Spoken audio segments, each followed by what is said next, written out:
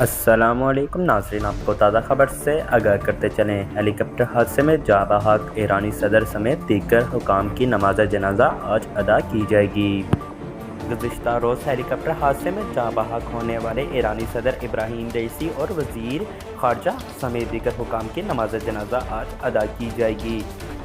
ایران کے سرکاری میڈیا نے حادثے کا سبب ہیلی کاپٹر میں تکنیکی خرابی کو قرار دیتے ہوئے بتایا ہے کہ جنگل اور پہاڑی علاقے میں ہیلی کاپٹر کا ملبہ ایرانی ڈرونز نے تلاش کیا تھا۔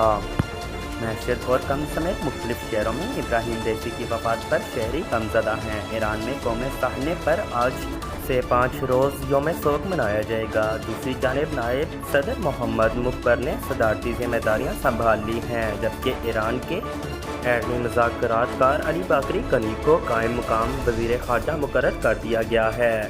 قائم مقام صدر آئندہ 50 روز میں صدارتی الیکشن کرائے جائیں گے۔